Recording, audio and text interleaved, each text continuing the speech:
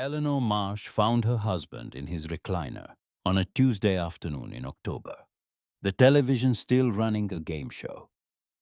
Nobody was watching, the coffee on the side table still warm enough to fog the glass. Walter's eyes were closed. His mouth hung slightly open. One hand rested on the armrest, the other had slipped off and dangled toward the carpet, fingers curled loosely around nothing, as though he'd been reaching for something in his sleep and decided halfway through that it wasn't worth the effort. She stood in the doorway for a long time before she moved. Not because she didn't understand what she was looking at. She understood perfectly. She had been watching Walter die for 3 years, watching the color drain from his face month by month, the way water pulls away from a shore. He stopped climbing the stairs first, then he stopped walking to the mailbox. Then he stopped pretending he was fine, which was the part that frightened her most because Walter had spent 51 years pretending he was fine. And when a man like that stops pretending, it means something inside him has accepted what the rest of him hasn't. The paramedics arrived in 11 minutes. They were kind, professional, gentle with their language. His heart, they told her. She could have told them that. His heart had been the problem long before it stopped beating. She watched them lift him from the chair and place him on the stretcher. Watched them cover him with a white sheet that was too thin for the October chill coming through the open front door. And she thought about the coffee. Still warm. He had poured it, sat down, turned on the television, and died somewhere between the first sip and the second. 51 years of marriage ended, not with a goodbye, but with a cup of coffee nobody finished. The funeral was tasteful. Richard made sure of that. Her son was 47 years old and ran the insurance agency Walter had built from a single desk and a rotary phone into a business that employed 32 people. Richard wore a charcoal suit that fit him the way expensive suits fit men, who believe the right clothes can hold everything together. He shook every hand. He said all the right things. He stood at the front of the chapel and spoke about his father's legacy with the calm authority of a man delivering a quarterly report. And Eleanor watched him from the first pew and tried to find the boy she had raised inside the man he had become. Susan stood beside her brother. 44, a real estate agent who sold houses the way some people sell ideas with enthusiasm that never quite touched her eyes. She wore a black dress and pearls and dabbed her eyes with a tissue she never actually needed. The tears were for the audience. Eleanor had known her daughter long enough to tell the difference between grief and performance. 300 people came. Colleagues, neighbors, clients of the agency, members of the church. Walter had attended every Sunday for 30 years, without once discussing what he believed or why he went. They filed past the casket in a line that moved with the practiced efficiency of people who understood that death, however inconvenient, followed a protocol. Eleanor stood beside the casket and thanked each one. Her feet ached. Her chest felt hollow, scraped out from the inside, a space where something used to live that wasn't there anymore. But she stood. You stood. That was what you did when your husband died. And 300 people needed you to be the widow. They expected the quiet woman in the dark dress who said thank you and held their hands and made them feel like they'd done their part by showing up. She stood because that was what people did. During a break between visitors, Eleanor stepped outside the chapel for air and found Richard alone against the brick wall. His back to the parking lot, his thumb and forefinger pinching the bridge of his nose so hard the skin whitened. His eyes were red. His jaw was clenched. For one unguarded moment, he looked exactly like the 10-year-old boy who had sobbed in her lap the night their dog was hit by a truck on Route 33, the boy who couldn't understand why something he loved could be there 1 minute and gone the next. Then he saw her watching. His spine straightened. His hand dropped. He adjusted his tie, rolled his shoulders back, and walked past her into the chapel without a word. The armor closed, and the boy disappeared behind it. And Eleanor understood something about her son that she wished she didn't. Richard wasn't grieving less than anyone else. He was terrified that if he grieved openly, everything around him would collapse. He controlled because he feared chaos. He managed because he couldn't mourn. He was in this way exactly like his father. Walter had been the same. She thought about that on the drive home from the cemetery, sitting in the passenger seat of Richard's SUV while Diane drove, and the grandchildren whispered in the back. Walter had always chosen the path that avoided confrontation. He paid the bills, mowed the lawn, showed up at every school play and every parent-teacher conference, and never once raised his voice in 51 years of marriage, which sounded like virtue, until you realized it was also a way of never having to say anything that mattered. 3 years ago, after his first heart episode, Walter had called Richard to the house and signed papers at the kitchen table. Eleanor remembered the afternoon clearly. October like now, leaves on the lawn, Walter in his reading glasses, Richard with a folder of documents, the two of them bending over the table like surgeons. She'd asked what it was about. Walter had looked up and smiled the careful smile he used when he wanted her to stop asking questions. Just estate planning, Ellie. In case something happens, easier if Richard's name is on the deed. Protects you from probate, saves time, saves money. Practical. She'd signed where they pointed. She hadn't read the pages. She trusted her husband the way she trusted gravity, automatically without examination, because it had never occurred to her that the ground might shift. Now sitting in the car with her dead husband's ashes in an urn on the floor between her feet, she wondered whether Walter had been protecting her or protecting his own preference for simplicity. He knew Richard would take the house eventually. He must have known. And he'd arranged it so that the taking would be clean, legal, painless for everyone except her. She loved him. She had loved him for 51 years. But love, she was learning, did not require perfection. And grief did not erase the questions you should have asked while the person was still alive to answer them. 2 weeks after the funeral, Richard called. Family meeting.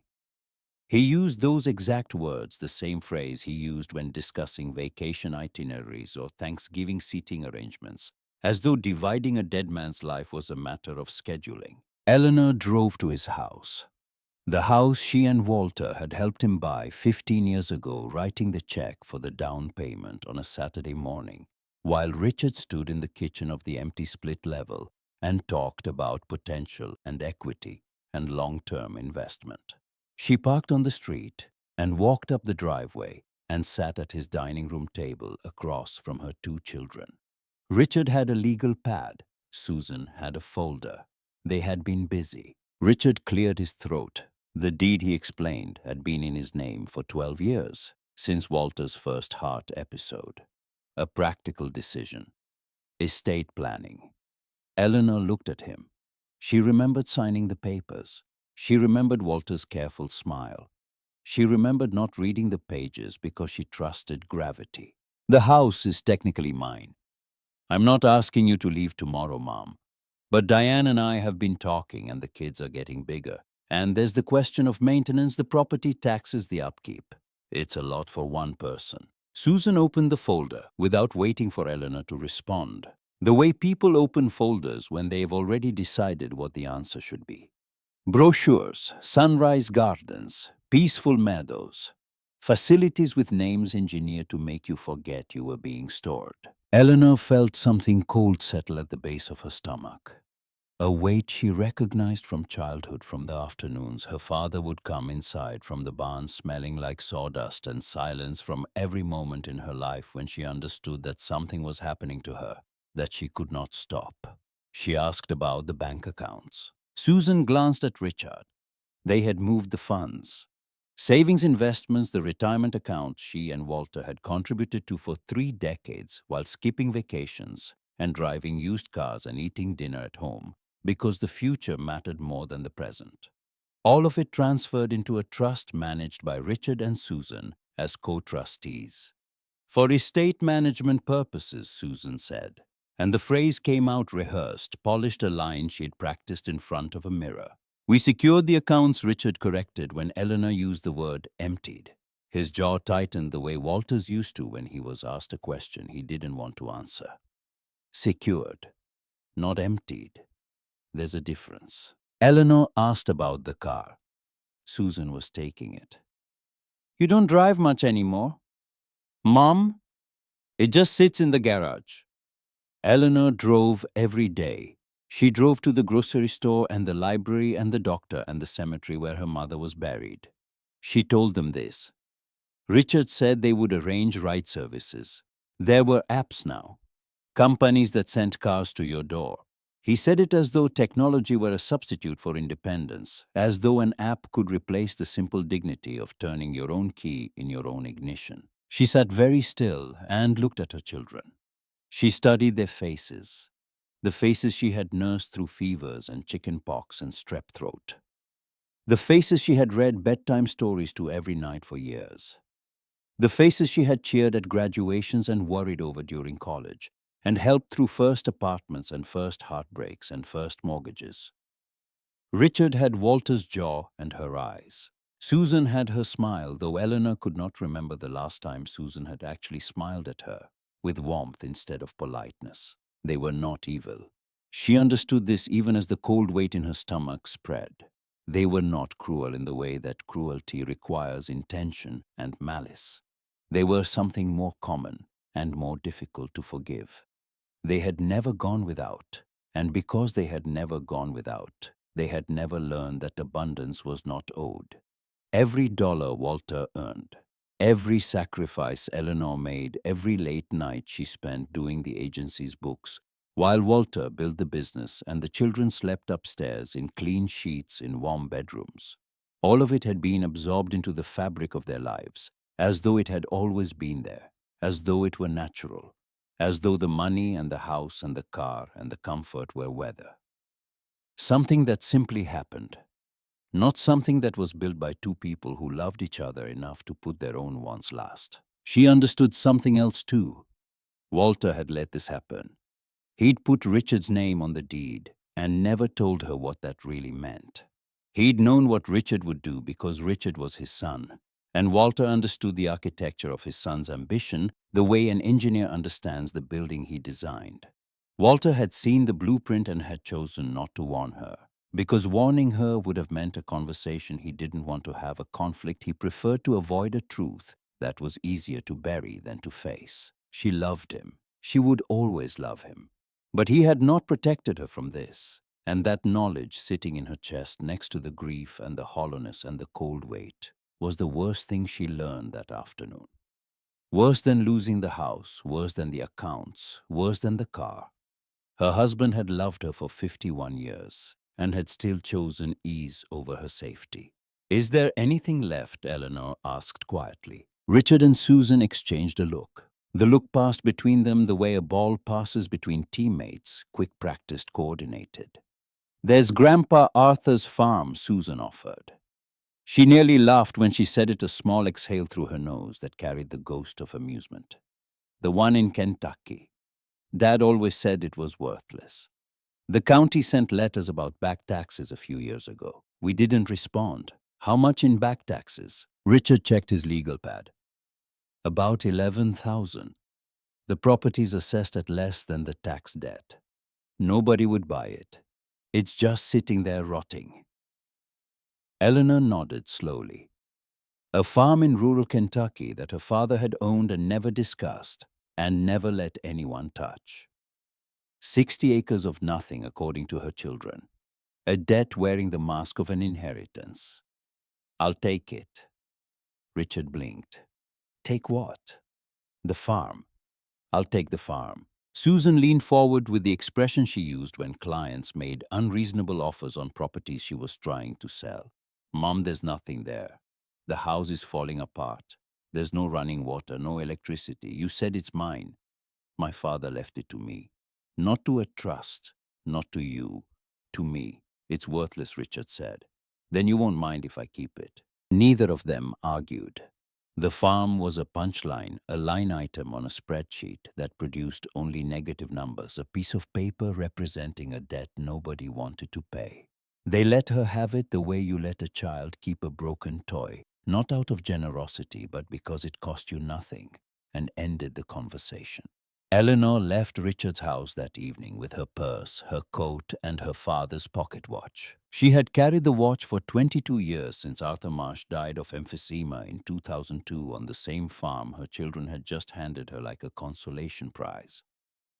The watch was brass-heavy, the kind of weight that made you aware of your pocket. The face was scratched but still readable.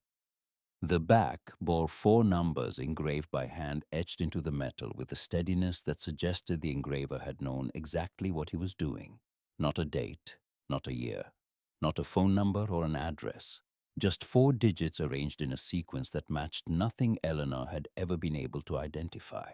Arthur had pressed it into her hand during her last visit to the farm when she was 48, and he was dying and the oxygen tank beside his bed hissed like a living thing. His fingers had been thin, the skin loose over bones that seemed too small to belong to the man who had once carried her on his shoulders through the back fields. "Keep this. You'll know when you need it." She hadn't known what he meant.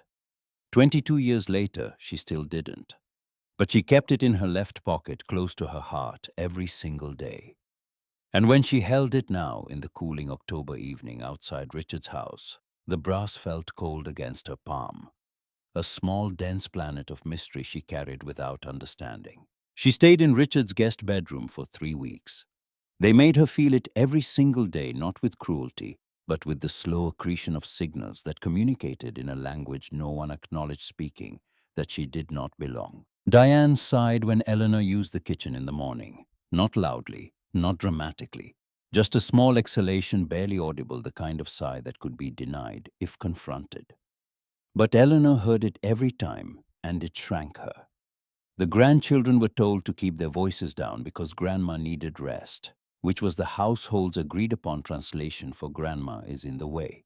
Richard left brochures on the nightstand. He replaced them when she threw them out. One night, Eleanor lay in the guest bed staring at the ceiling and heard voices through the wall. Diane's voice tight with the particular frustration of someone who believed their patience had limits and that those limits were being tested. "How much longer, Rich? Your mother used all the hot water again this morning." A pause. Richard's voice lower controlled the voice of a man who managed things. "I'm handling it." Another pause.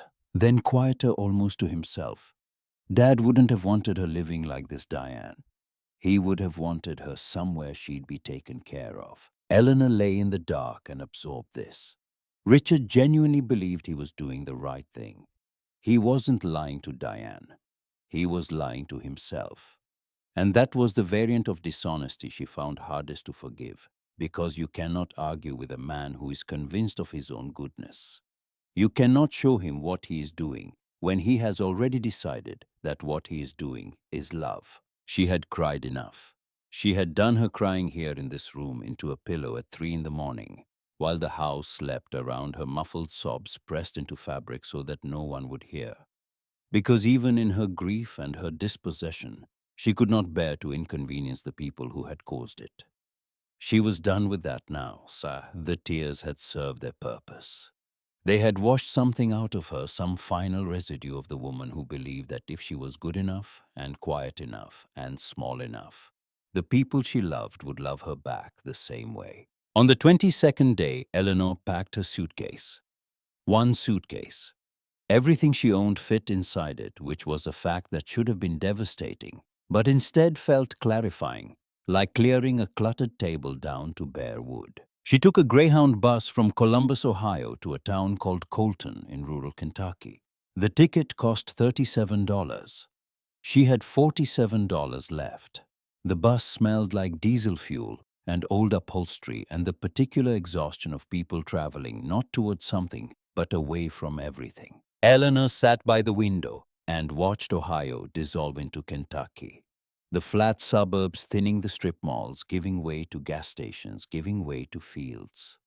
The landscape gradually shedding its pretensions until what remained was just land, just earth. Just the honest surface of a world that didn't care whether you were rich or poor, or loved or forgotten. Her eyes stayed dry.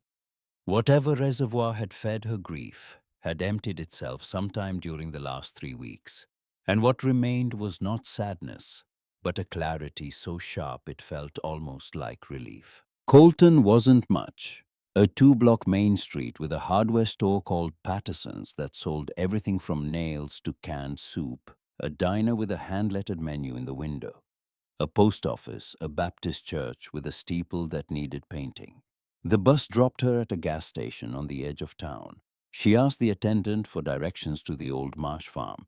He was young, maybe 25, with grease under his fingernails and a ball cap pushed back on his head. Arthur's place. That's about 4 miles east on County Road 9.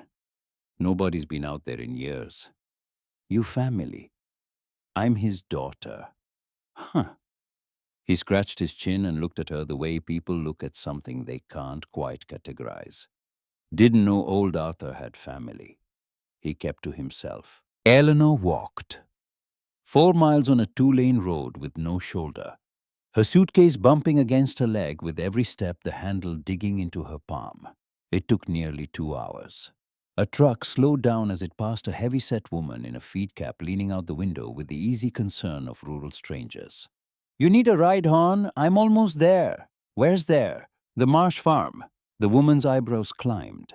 "That old place. You sure?" Eleanor nodded, and the woman shrugged and drove on. And Eleanor kept walking, and the road kept going, and the suitcase kept bumping, and the October light slanted lower through the bare trees along the road, and she was 70 years old and alone, and walking toward a ruin with $47 in her purse, and she did not stop. The farm was worse than she remembered, much worse. The driveway was barely visible, choked with weeds and saplings that had punched through the gravel over 2 decades of neglect. The house sat at the end of it, a 2-story wooden structure that had once been white. The paint had surrendered years ago, peeled down to bare gray wood on most walls, curling in strips on the others like skin after a burn. One of the upstairs windows was broken, a jagged hole stuffed with what looked like a bird's nest. The porch sagged on the left side where the support posts had rotted through the boards, tilting at an angle that made the whole structure look like it was in the process of deciding whether to stand or sit. Behind the house stood the barn, red once, gray now the color of weathered bone. The roof had partially collapsed on the south end, exposing rafters to the sky like broken ribs. A padlock hung on the main door, rusted to the color of dried blood but intact. Still locked after 22 years. Still holding whatever Arthur Marsh had spent his life keeping, sealed inside. Eleanor stood at the end of the driveway and looked at it all. $11,000 in back taxes. A house that might not survive the winter. A barn her father had kept locked her entire life, the only thing he had ever forbidden her. The only room in his world she had never been allowed to enter. She picked up her suitcase and walked to the front door. It was unlocked. It had always been unlocked. Arthur never locked the house, just the barn. Inside, dust covered everything in a uniform gray layer that made every surface look like it was wearing the same dress. The air smelled stale, trapped the particular scent of a building that has been breathing its own air for 2 decades. She set her suitcase down in the front hallway and walked through the room, slowly touching nothing, just looking. The kitchen still had dishes in the cabinets. Plates with a blue flower pattern she remembered from childhood. The same plates her mother had served dinner on every night until her health failed, and the dinner stopped. The living room had her father's chair, a worn leather recliner positioned near the window, where Arthur could see the barn. He'd sat there every evening for as long as she could remember, a glass of water on the side table. His eyes fixed on the barn through the glass. Watching, always watching. Though she'd never understood what he was watching for.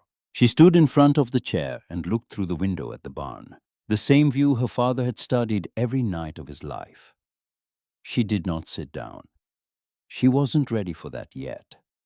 She didn't understand what the chair meant, why he'd positioned it there, why the barn had mattered more to him than any other part of the farm. She didn't understand yet. But she noticed the angle, the way the window framed the barn door perfectly, as though the chair and the window and the barn existed in a relationship that had been designed, not discovered. The fireplace had ashes in it, 22 years old. A fire her father had lit and never cleaned, a small grey monument to the last cold night he'd been alive enough to need warmth. She found the fuse box and flipped the main breaker. Nothing happened. She tried the kitchen faucet. Dry. Eleanor sat on the edge of her father's chair, the leather creaking under her weight, and looked out the window at the barn. She was 70 years old. She had $47. She had no car, no phone plan, no income, no one expecting her anywhere. Her children had taken everything she shared willingly and given her this: a ruin, a debt, a locked barn on a dead man's farm in a county where nobody knew her name. But she was here, and for reasons she could not articulate, reasons that lived below language, in the place where instinct and memory and something she might have called inheritance converged. Being here felt more like home than Richard's guest bedroom ever had. That first night, Eleanor slept on a bare mattress in her father's bedroom. The mattress smelled like dust and old wool and something faintly sweet, the ghost of pipe tobacco that had soaked into the fabric decades ago. She covered herself with a quilt she found in the closet, a patchwork of blue and white squares her mother had sewn before Eleanor was born, the stitching coming apart in places the fabric worn to translucency, but warm, still warm. Her mother's hands had made this, and her mother's warmth still lived in the thread. She woke at dawn to the sound of birds. Real birds, close and loud, not the muffled city sparrows she'd lived with for decades. These were country birds, territorial and unashamed, singing as though they owned the morning and didn't care who heard. She lay there for a long time listening. Then she got up and started cleaning. She worked for 3 days straight, swept every floor, wiped every surface, scraped mold from the bathroom tiles with a butter knife because she didn't have proper tools, carried armloads of dead leaves and animal nests and the desiccated remains of insects out of the house and piled them near the tree line for burning. Her back ached. Her knees protested on the stairs. Her hands cracked and bled around the knuckles from the cold and the work. She kept going. On the second day, a neighbor half a mile down the road saw her hauling debris to the burn pile and drove over. He leaned out of his truck window and studied her the way country people study newcomers, without hostility but without hurry. "You living here?" "I am. Water's been shut off. You'll need to call the county." "Electric too? How much will that cost?" "Couple hundred for the deposits, probably." She thanked him. She had $47. 200 was a wall she couldn't climb. But the next morning she found an envelope in the mailbox. No stamp, no return address. Inside, $300 in 20s, and a note written in shaky handwriting on lined paper, torn from a spiral notebook. Arthur was a good neighbor. Welcome home. Eleanor stood at the mailbox for a long time, holding the money and the note, the October wind pulling at her hair. She did not know who had sent it. She did not ask. Whoever had left it understood something about Arthur Marsh that his own family had failed to see, that he had been a man worth $300 of kindness passed forward to his daughter 22 years after his death. She called the county that afternoon from the neighbor's phone and arranged for the water and electricity to be reconnected. The deposits came to $180. She paid from the envelope. The remaining 120 plus her original 47 gave her $167. Enough for food, enough for the tools she would need from Patterson's, enough to survive if she was careful. And Eleanor Marsh had been careful her entire life. By the end of the first week, the house was livable. Not comfortable, not pretty, but livable. The water ran brown for the first 20 minutes, then cleared to something that smelled faintly of iron, but was drinkable. The electricity worked in every room except the upstairs bathroom, where a wire had corroded and would need replacing. She found mason jars of preserved vegetables in the cellar, sealed tight, still good, her father's work. Green beans and pickled okra and tomato sauce, put up with the meticulous care of a man who did not waste. She cooked her first meal on the old gas stove, beans and rice, with salt and a can of tomatoes she'd bought at Patterson's. She ate at the kitchen table and looked out the window at the barn. The barn. Arthur Marsh had never let her inside. Not once in her entire childhood. "That's my workshop," he'd say when she asked, without looking up from whatever he was doing with his hands. "Nothing in there for little girls." He said it gently, the way he said most things, but with a finality that closed the subject like a door. When she was 12 years old in the summer of 1966, she tried to peek through a gap in the siding. She'd crept along the back wall, found a crack where two boards had separated, pressed her eye to the opening. She saw darkness. She saw shapes she couldn't identify. She smelled something sweet and sharp that she didn't recognize. And then Arthur was behind her. She hadn't heard him approach, which was unusual because her father was a large man who wore heavy boots. He'd appeared silently as though the barn had summoned him. And when she turned around, his face wore an expression she had never seen before and would never see again. Not anger exactly, fear, deep structural fear, the kind that lives in the foundation of a person and only surfaces when the thing they are most afraid of comes close to happening. He raised his voice. The only time in her life. "Get away from there, Eleanor. Don't you ever come near this barn again. You hear me? Don't ever." She never tried again. The memory of his face, that terrible frightened face, kept her away more effectively than any lock. She learned to treat the barn the way the family treated Arthur's silences, as a boundary that existed for reasons she was not entitled to understand. A door she was not permitted to open. A question she was not allowed to ask. Now she was 70, and Arthur was gone, and the barn sat there with its rusted padlock like a sentence no one had finished. On the 8th morning, Eleanor walked to the barn with a claw hammer. The air was cold, the sky the color of old pewter, the kind of overcast Kentucky morning that felt like the world was holding its breath. She stood in front of the barn door and looked at the padlock. Rust had welded the shackle nearly shut. The hasp was bolted to wood that had softened with 2 decades of weather. She wedged the hammer behind the hasp and pulled.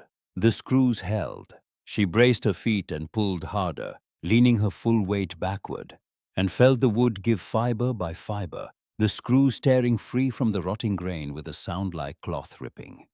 The lock clattered to the ground and lay in the weeds, and the door swung open, and daylight fell across the interior of the room her father had spent his life defending. Collapsed beams lay tangled on the south side where the roof had caved in. Hay covered most of the floor, ancient and gray, compressed by years of its own weight into a mat that crumbled underfoot.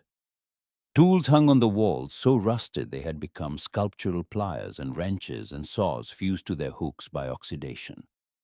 A workbench sat against the far wall, its surface buried under debris, a cairn of fallen shingles and bird droppings, and the accumulated residue of neglect. Eleanor stepped inside, carefully testing each footfall, expecting the floor to give.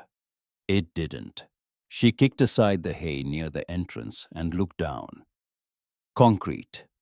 Smooth, poured-level concrete extending wall to wall across the entire barn floor.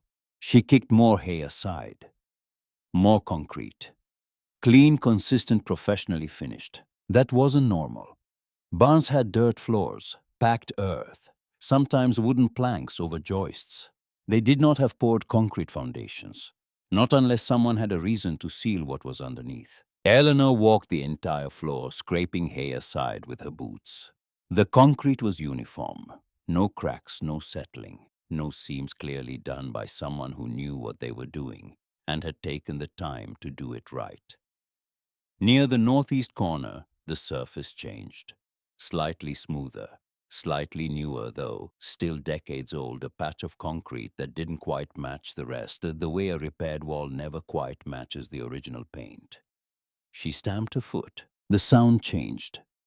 It had been solid everywhere else, the dense thud of boot on 8 inches of cured concrete over packed earth.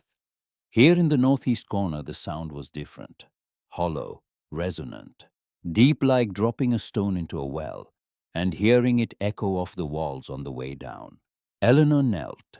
She pressed her ear to the concrete. She knocked with her knuckles 3 measured raps, the way you knock on a door you're not sure anyone is behind. The sound came back to her from below, reverberating through a space she couldn't see, a room or a chamber, or a void that existed beneath the floor of her father's barn, sealed under concrete for decades. She sat back on her heels and stared at the floor.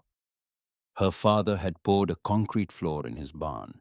He had sealed something beneath it. He had spent his entire life protecting this barn, keeping it locked, keeping her away, frightening a 12-year-old girl with the only harsh words he ever spoke to her. All of it the lock, the secrecy, the fear on his face that summer afternoon in 1966, all of it for this. For whatever was underneath this floor. Eleanor pulled the pocket watch from her jacket, turned it over. The 4 numbers caught the pale light filtering through the broken roof. She ran her thumb across them, feeling the grooves Arthur had engraved by hand. 4 digits scratched into brass with a tool and a purpose she was only now beginning to suspect. She could not break through this concrete alone. She needed help. She needed tools. She needed someone she could trust in a place where she knew no one. She closed the barn door behind her and walked back to the house. Tomorrow, she would go to town. Patterson's Hardware opened at 8. Eleanor walked the 4 miles into Colton and arrived just past the hour, her breath visible in the November morning air, her legs aching from the walk. The bell above the door chimed when she entered. June Patterson looked up from the crossword puzzle she was working in pen, which told Eleanor something about the woman's confidence. "Help you find something. I need a sledgehammer and a pry bar." June studied her over the top of her reading glasses. Eleanor was 75'4", 130 pounds. She was asking for demolition tools. "What are you taking apart?" "A barn floor. Concrete. Concrete." June pointed toward the back of the store. "Aisle 3. You want the 10-pound sledge, not the 16. Save your back." Eleanor found the tools and brought them to the counter. Sledgehammer $42, pry bar 18. She was counting bills from the envelope money when the front door opened and the bell chimed again, and a man walked in who carried the particular stillness of someone who had spent a long time learning how to be alone without being lonely. Tall, broad-shouldered with gray hair cropped close to a skull that looked built for weather. His hands were large, cracked at the knuckles, permanently stained with the kind of dirt that comes from working soil, not just touching it. Canvas jacket, boots caked with dried mud. He set a box of wood screws on the counter and noticed Eleanor's purchases. "That's a lot of sledgehammer for one person." "I'll manage." "Which barn?" Eleanor hesitated for a reason she couldn't explain, then gave it up. Because she was too tired for caution. "Arthur Marsh's place, out on County Road 9. Something moved behind his eyes. Not surprise exactly. Recognition, the kind that comes when a name you haven't heard in years returns and brings its context with it. "Arthur's place. I haven't been out there in years." "Jim Calloway. I live about 2 miles past your property. Your father and I used to talk sometimes. He'd come into town for supplies and we'd sit on the bench outside the post office. He was a quiet man, but good company. Best kind of company, actually. The kind that doesn't need to fill every silence with noise. That sounds like him." Jim Calloway was about 68.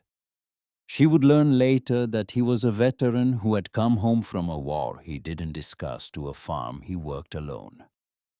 His wife Ruth had died of cancer 5 years ago, a slow departure that had taught him everything about helplessness and nothing about how to recover from it. His daughter Sarah lived in Portland, Oregon, and called less often than either of them pretended was acceptable. Jim understood isolation. He understood being forgotten. He understood the particular loneliness of a person who knows how to fix everything except the thing that is actually broken. He looked at the sledgehammer again. "What are you doing with the barn floor?" She thought about lying. She thought about saying she was cleaning up, clearing debris, making the property presentable. But she had spent 3 weeks in Richard's guest bedroom, perfecting the art of swallowing the truth, and she was finished with that. "There's a concrete floor in the barn. I need to see what's under it." Concrete floor in a barn. That's unusual, I know. "You're going to swing a 10-pound sledge at concrete by yourself." "I was planning on it." He was quiet for a moment, looking at her with the expression of a man running calculations. he didn't need a calculator for. I've got a jackhammer in my shed. Pneumatic runs off a compressor. It'll save you a week of work and about 3 herniated discs. Why would you help me? Because Arthur was a good man, and because swinging a sledgehammer at concrete at your age is a good way to end up in the hospital with nobody to drive you there. The words landed with the simple weight of things that are true. No charity in his voice, no pity. Just practicality delivered. The way Jim delivered everything. Without ornament, without expectation. The verbal equivalent of a fence post set plumb and tamped firm, because that was how you set a fence post, and there was no reason to discuss it further. I can't pay you. I didn't ask you to. He picked up his box of screws and set a $5 bill on the counter. Tomorrow morning. 7 o'clock work for you. 7 o'clock works. Jim Calloway arrived at 6:45 the next morning, driving a dented Ford F-150 with a compressor and jackhammer strapped in the bed. Eleanor had coffee ready-made in a stovetop percolator she'd found in the kitchen cabinet, the kind that belonged to a decade when coffee was a ritual and not a convenience. The smell filled the house, the first warm and human smell the building had held in 22 years. They sat on the porch and drank it in silence. The morning was cool, the sky pale gray, the fields around the farm stretching flat and empty in every direction. The kind of landscape that made you aware of how much space a person could occupy without filling any of it. I helped your father repair this porch about 30 years ago. He did most of the work himself, just needed someone to hold the boards while he nailed. He built things, always building, always working on something out in that barn. He just never said what. Jim finished his coffee and set the mug on the porch railing and looked at the barn the way a man looks at a locked room in a house he thought he knew. Let's go see that floor. Inside the barn, Jim walked the perimeter while Eleanor watched.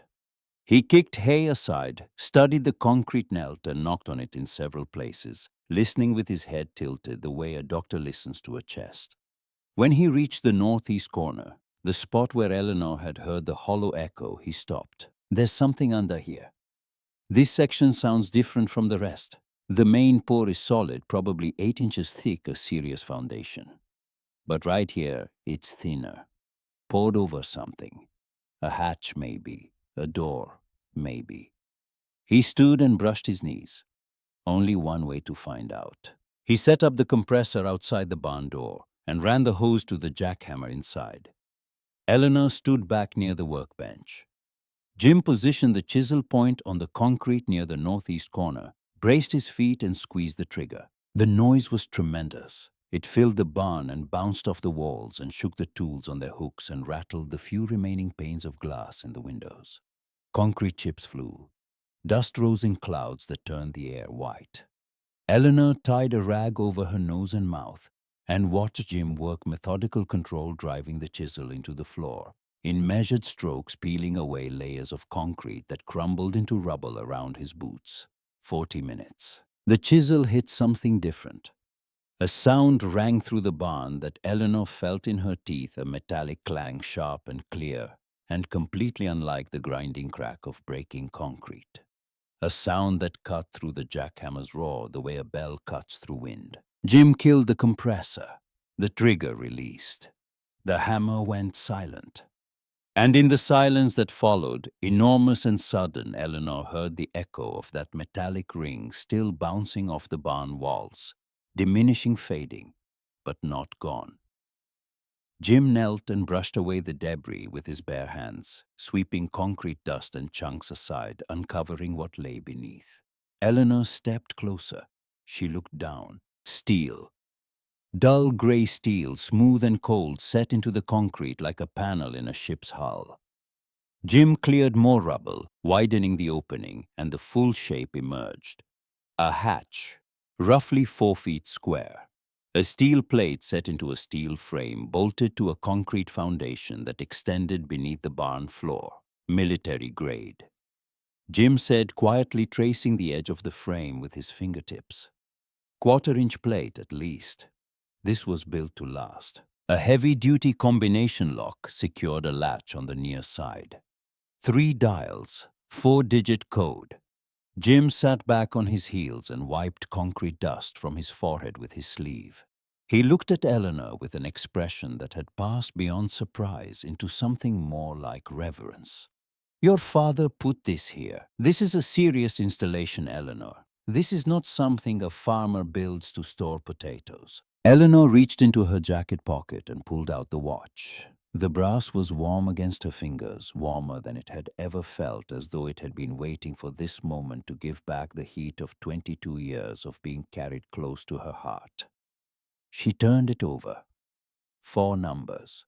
4 digits on the back of a pocket watch her dying father had pressed into her hand with the only instruction he ever gave her about his life's work.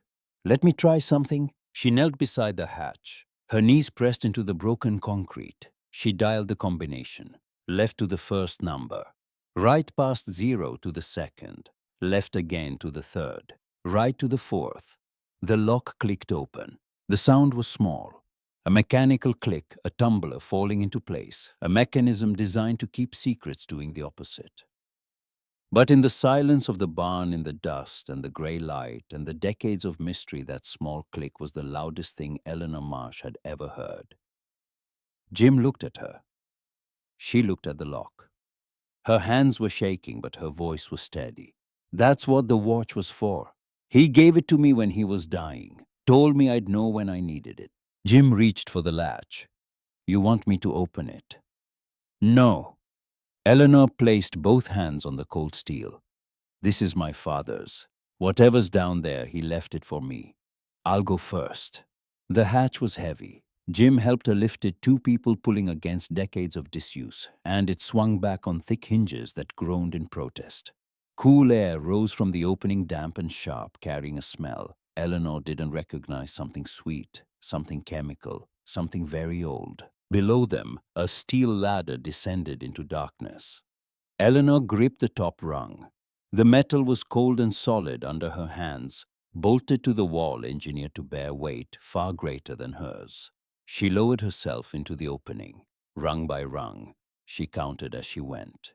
8 rungs, about 10 feet down. Her shoes touched a concrete floor. She turned on the flashlight Jim had handed her and swept the beam across the darkness. She stopped breathing. The vault was enormous. It stretched the full length and width of the barn above a room carved into the Kentucky clay and lined with poured concrete walls that had been sealed and smoothed to a finish that belonged in a government installation, not beneath a farmer's outbuilding. The ceiling was reinforced with steel I-beams bolted into the concrete at regular intervals, load-bearing members designed to hold the weight of the barn and the earth, and the secret above them indefinitely. The air was cool, dry, perfectly controlled by a ventilation system. She could hear humming faintly behind the walls, a low mechanical breath that had been running for decades without anyone to listen to it. And filling the space row after row, floor to ceiling on both sides of a center aisle, were wooden shelving units, hundreds of them, each one built from the same dark hardwood, each one leveled and braced, each one loaded with glass bottles, thousands of bottles, each sealed with wax, each bearing a handwritten label. Eleanor walked forward as though the room were pulling her. She reached the nearest shelf and pulled a bottle free. The glass was thick, hand-blown, the kind of bottle that belonged to an era before mass production made everything uniform. The wax seal was unbroken, dark red, pressed with what looked like the head of a coin. The label written in her father's careful handwriting, the same handwriting she knew from grocery lists and birthday cards. And the 4 numbers on the back of a pocket watch read, Marsh Reserve 1958, Barrel 7, Bottle 43. She held it up to the flashlight beam. The liquid inside was the color of dark amber, perfectly clear, undisturbed by time or temperature. Whiskey. Her father had been making whiskey. Jim climbed down behind her. His flashlight joined hers, and the 2 beams crossed and swept and illuminated a room that should not have existed, built by a man who should not have been capable of building it, filled with thousands of bottles that should not have been there. Jim stood at the base of the ladder without moving for a long time. When he finally spoke, his voice was barely above a whisper. the reverence of a man standing inside a cathedral he had not expected to find. Good Lord. Eleanor walked the shelves.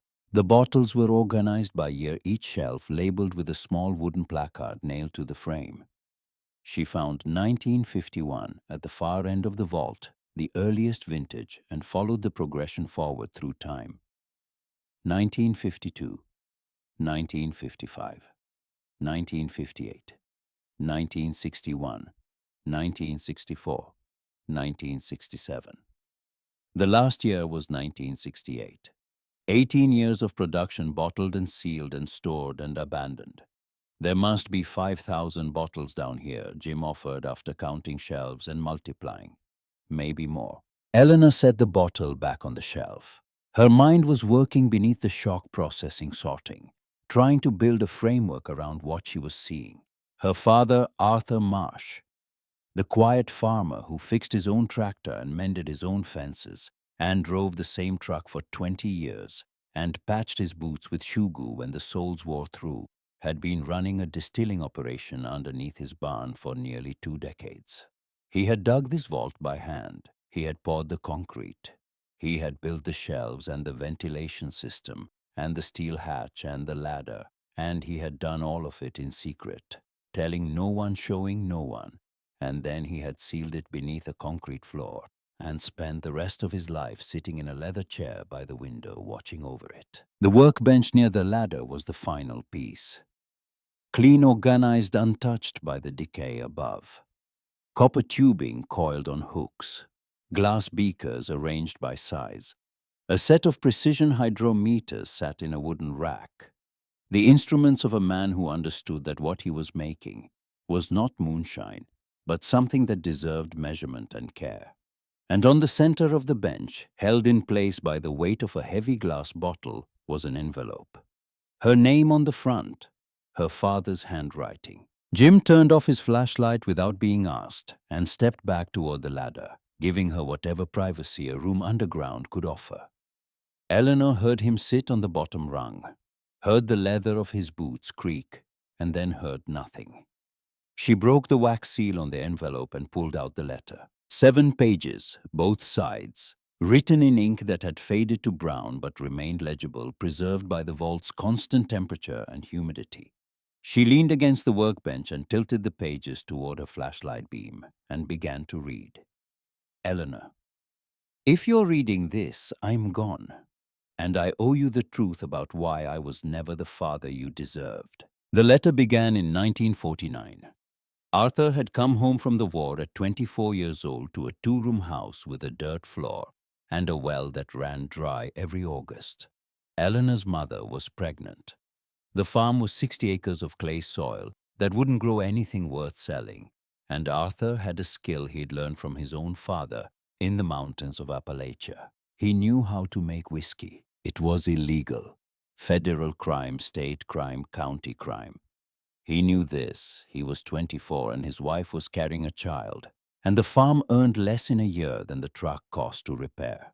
He built a still in the woods behind the property, hidden in a hollow, where the creek bent and the trees grew thick enough to swallow smoke. He started cooking. He was good at it. The letter did not use the word genius, but the details told that story without the label. The bourbon he made was clean smooth, aged in charred white oak barrels.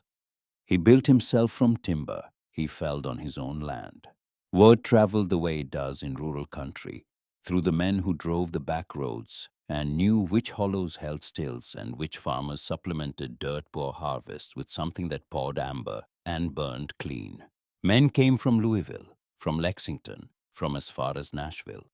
Arthur charged premium prices and received them without negotiation, because what he made was worth what he asked. By 1953, he had enough money to build the vault. He described the construction in the letter with the matter-of-fact precision of an engineer filing a report. He dug it by hand. Every shovel of clay, every bucket of dirt hauled up through a hole in the barn floor and spread across the back fields at night, so no one would notice the displaced earth. It took 2 years. He hired a concrete crew from out-of-state men who arrived in an unmarked truck and left the same way, who didn't know where they were and didn't ask. They poured the walls, the floor, the ceiling reinforcement. Arthur installed the ventilation himself, a system of PVC pipes running through the earth to the surface hidden among the fence posts along the east property line. 18 years. He made whiskey for 18 years. Eleanor's mother knew and helped with the bottling in the early years before her health declined. They stored everything in the vault barrel-aged in white oak, transferred to bottles when the flavor reached the standard Arthur set, and never compromised. He could have sold it all. He could have lived well, moved his family to a better house, bought Eleanor the things she wanted and never received. But he didn't. Because in 1962 everything changed. Eleanor turned the page. The handwriting grew tighter, the letters smaller, as though Arthur were trying to contain something that resisted containment. His name doesn't matter now. He was my partner, my distributor, my friend.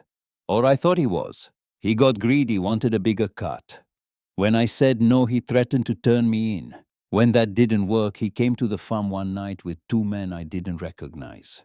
They had guns. I had a 12-gauge and the knowledge of every shadow on my own land. I did what I had to do to protect my family.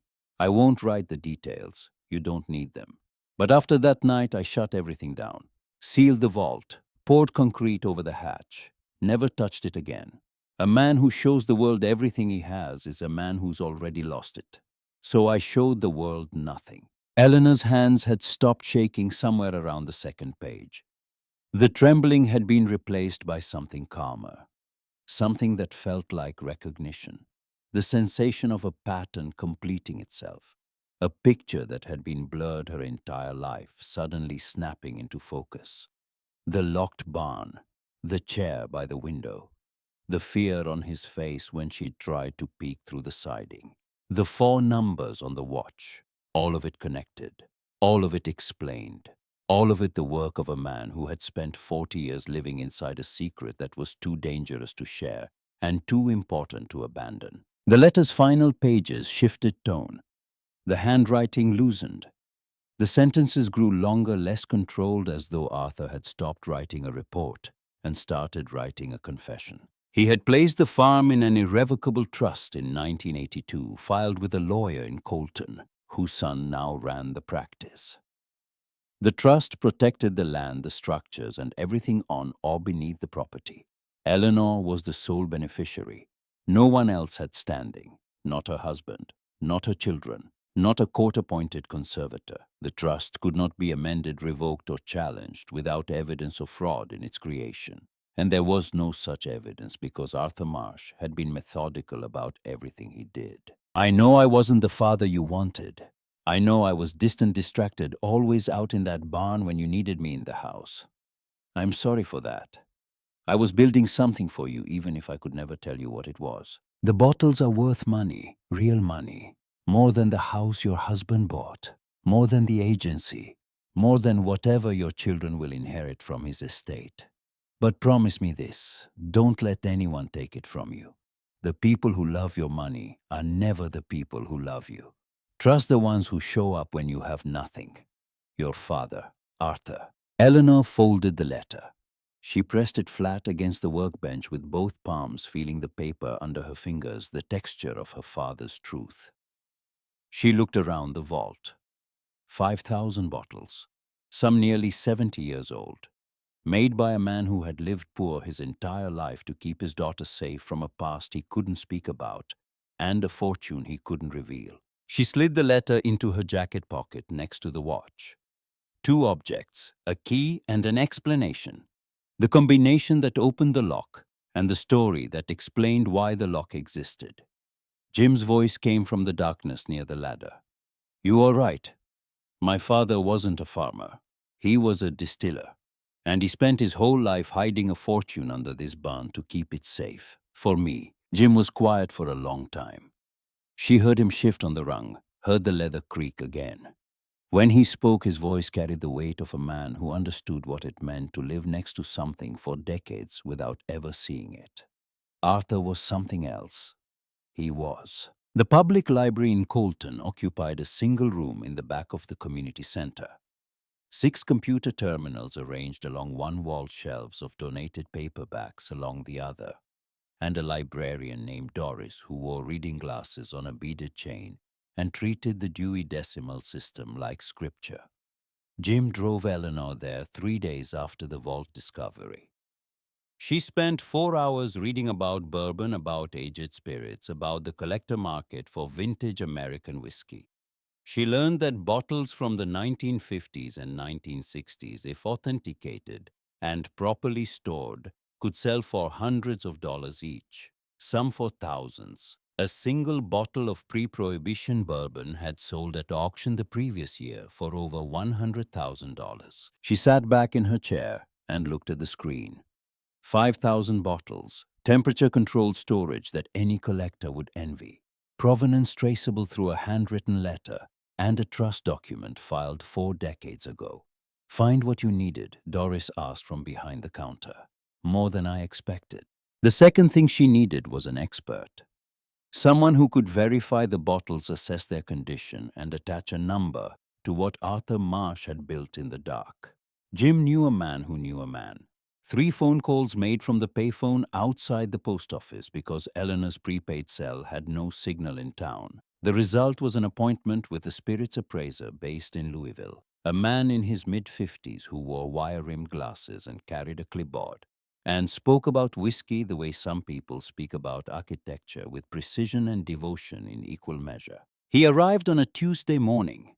Jim helped him down the ladder.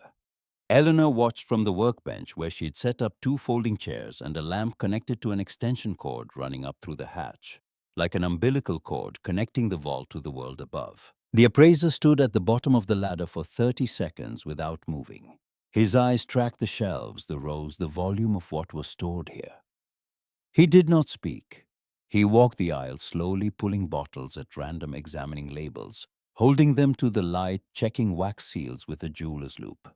He used a pen light to study the liquid inside each bottle, noting color, clarity, sediment. He took notes on his clipboard in a handwriting that was barely legible, the rapid scrawl of a man whose mind was moving faster than his pen could follow. He did not speak for almost an hour. When he finished, he sat down in the second chair and looked at Eleanor with an expression she recognized from the faces of her brightest students, the ones who had just encountered something that reorganized their understanding of what was possible. Who made this? My father. Your father was a genius. The aging profile, the storage conditions, the sealing technique, the consistency across vintages.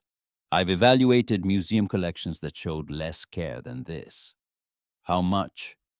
He set his clipboard on his knee and rubbed his face with both hands, the gesture of a man trying to reconcile professional objectivity with personal astonishment. I can't give you an exact number without full testing, authentication, chemical analysis, provenance documentation.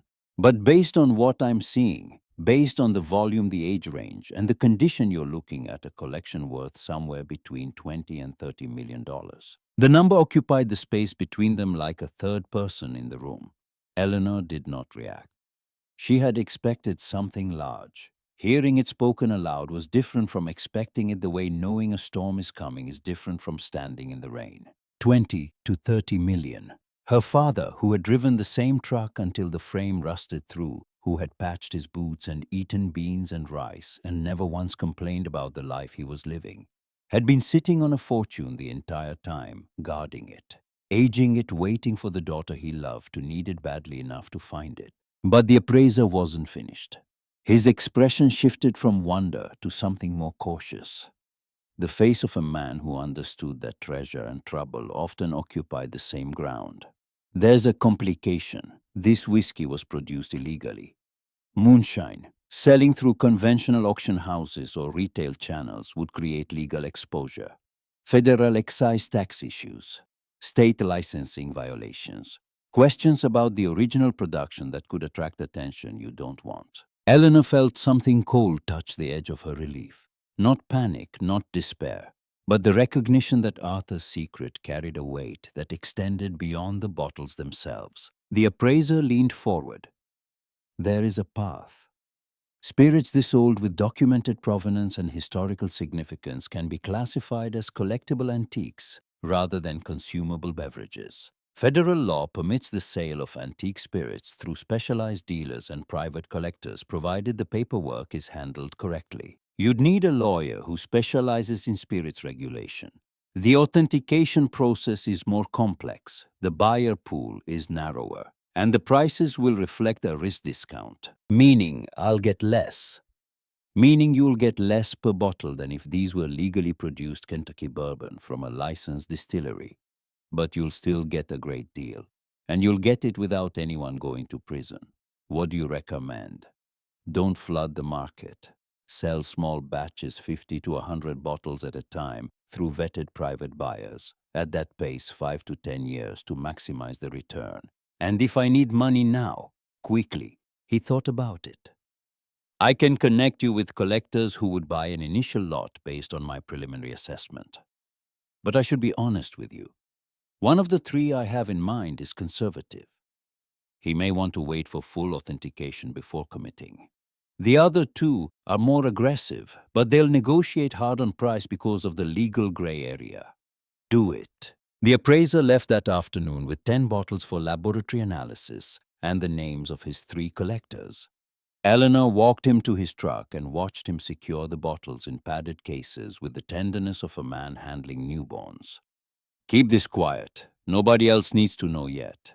Discretion is the foundation of my business, ma'am. 3 weeks passed. The laboratory results confirmed what the appraiser had suspected. The whiskey was exceptional. Properly aged, well-sealed, chemically stable, with a flavor profile that the lab report described in language Eleanor didn't fully understand, but that the appraiser translated over the phone with audible excitement. Then the complication he'd predicted materialized.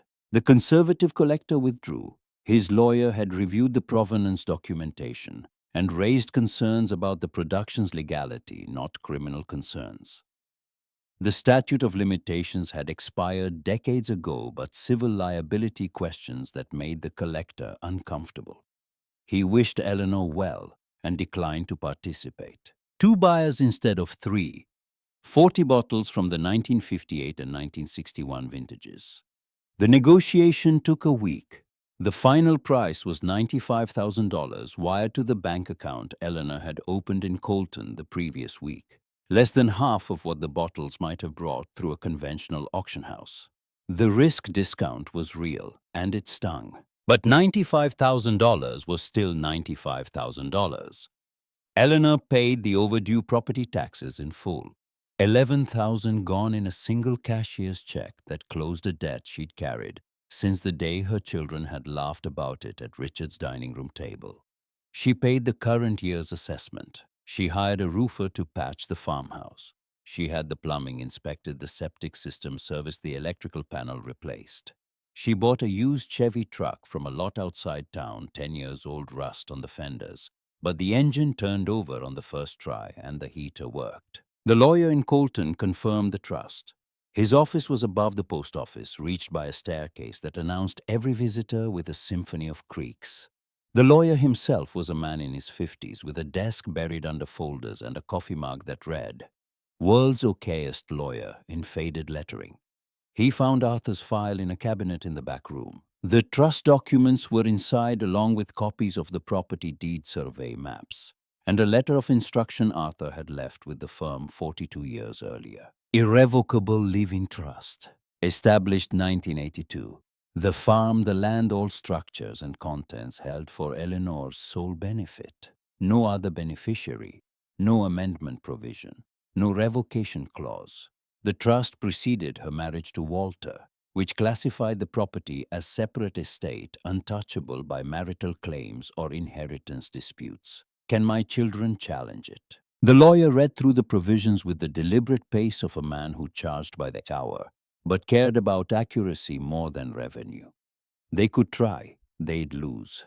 The trust predates your marriage. It's separate property. Your husband never had a claim, and your children have no standing. If they argued undue influence or mental incapacity, they'd need medical evidence, and from what I can see, you're managing this property just fine on your own. Eleanor asked about the legal status of the vault's contents. The lawyer confirmed that the criminal statute of limitations on the moonshine production had expired long ago. The remaining issue was commercial: how to sell antique spirits through channels that wouldn't trigger regulatory attention. He referred her to a spirits attorney in Louisville who handled exactly this kind of classification work. Antique collectibles versus consumable beverages. A distinction that seemed absurd until you understood that the difference between the two was the difference between a legitimate sale and a federal violation. Another layer, another professional, another set of fees and paperwork and uncertainty.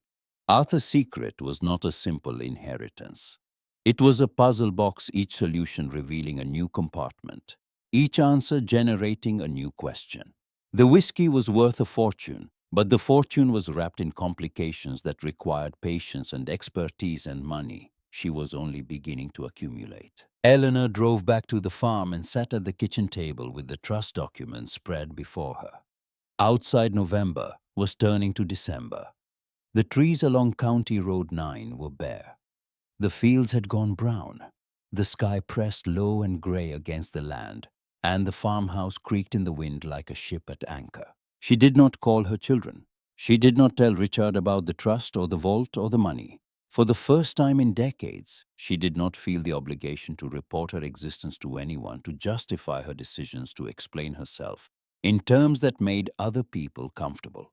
The silence was not defiance.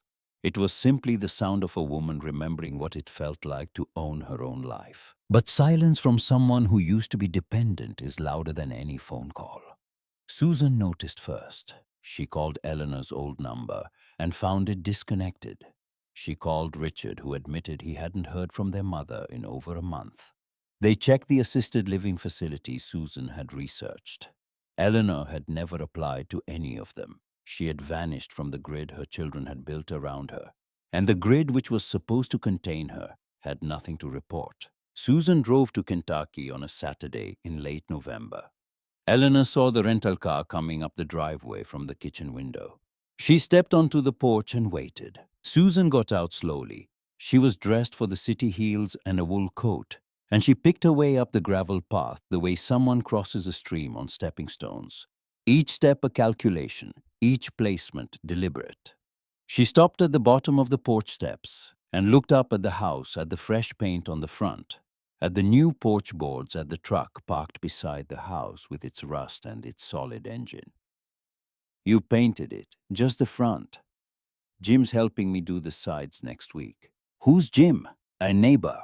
Susan's eyes moved across the property, cataloging improvements, calculating costs, running the numbers, the way a real estate agent runs numbers on every building she enters. New fencing, cleared driveway, a truck that cost money. Eleanor wasn't supposed to have. "Mom, where did you get the money for all this?" "I managed. You had $47 when you left Richard's house." "I had a little more than that." Susan climbed the steps and stood in front of her mother, searching Eleanor's face for the thing she had come to find. Confusion, vulnerability, some crack in the surface that would justify what she and Richard had done, some evidence that their mother was lost and needed saving. Eleanor returned the look with the steady patience of a woman who had spent 35 years teaching 12-year-olds how to diagram sentences. She knew how to wait. She knew how to hold a gaze until the other person blinked. "Mom, this isn't safe. You're out here alone in the middle of nowhere. What if something happens? What if you fall or get sick or... I've been here long enough to pay off $11,000 in back taxes, repair a house that was falling apart, buy a truck and clear 10 acres of overgrowth by myself. If something happens, I'll handle it. I've been handling things my entire life. I just wasn't allowed to notice." Susan's eyes moved to the barn. "What's in there?" "Tools, old hay, nothing interesting." "Dad always said Grandpa Arthur's barn was locked." It was. I opened it. Just a barn. Susan stared at her for a long moment. Eleanor held the stare. 35 years of 7th graders had given her a tolerance for skepticism that no 44-year-old real estate agent could outlast. Susan left after an hour. She'd accepted coffee, declined lunch, and asked 7 questions about the money that Eleanor answered with variations of the same non-answer. She hugged Eleanor at the car quickly and drove away. Eleanor watched the car disappear down County Road 9.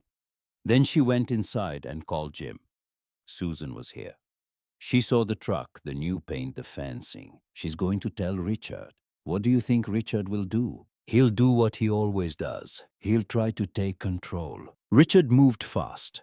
Within a week, he pulled property records from the county assessor's office. He found the trust and the paid tax receipts. He called the bank in Colton and was told they could not discuss a client's accounts. He called the lawyer's office and was told the same. Richard understood paperwork and contracts and liability. He understood when numbers didn't add up. His mother had arrived in Kentucky with nothing, and now had a functioning property with money in the bank. Either she had found resources he didn't know about, or someone was exploiting her. He chose the second interpretation. It was easier. It made him the rescuer, instead of the man who had put his own mother on a bus with $47. He hired a private investigator. The PI spent a week in Colton photographing Jim's truck at the farm, photographing the appraiser's car during a follow-up visit, photographing Eleanor buying lumber at Patterson's. The report was thick with surveillance images and thin on evidence of wrongdoing, but Richard wasn't looking for evidence. He was looking for ammunition. He called Jim directly. Eleanor heard about it afterward. Jim recounting the conversation on the porch that evening, his voice carrying the flat unconcern of someone who had survived artillery fire and did not rearrange his priorities for insurance executives. Your son called me, told me if he found out I was taking advantage of you, he'd sue me into the ground. What did you say? I told him he should ask his mother how she felt about being put on a bus with $47. He hung up. Eleanor almost smiled. Almost. The court papers arrived at the farm on a Monday afternoon in December.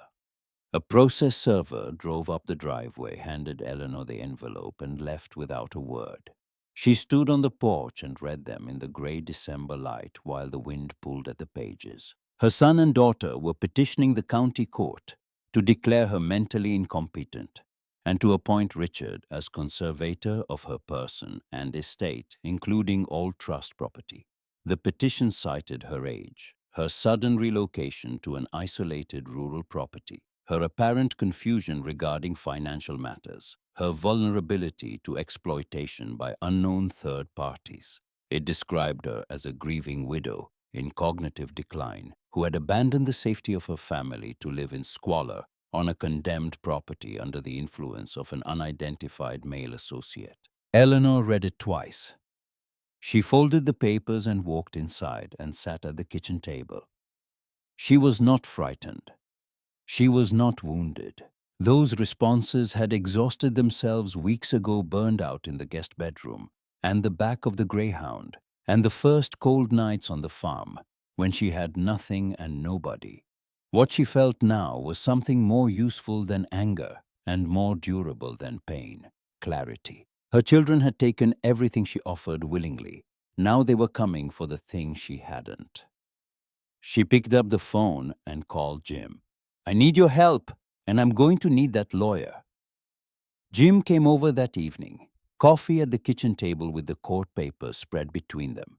Jim read them the way he read everything, slowly turning each page with the same deliberate care he used when measuring lumber, giving every word the attention it deserved before moving to the next. They're calling you incompetent. You paid off $11,000 in back taxes. You repaired a farmhouse. You bought a truck. You managed a property by yourself. And they're saying you can't make decisions. It's not about what I can do, Jim. It's about what I have.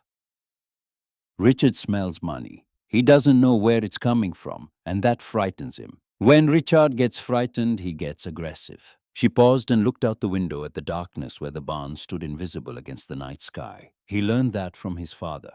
Walter was the same way. When something scared him, he managed it, organized it, filed it in the correct folder, and put the folder in a locked drawer. Richard is doing the same thing to me. I'm the thing that doesn't fit in his drawer. Jim folded the papers and set them down.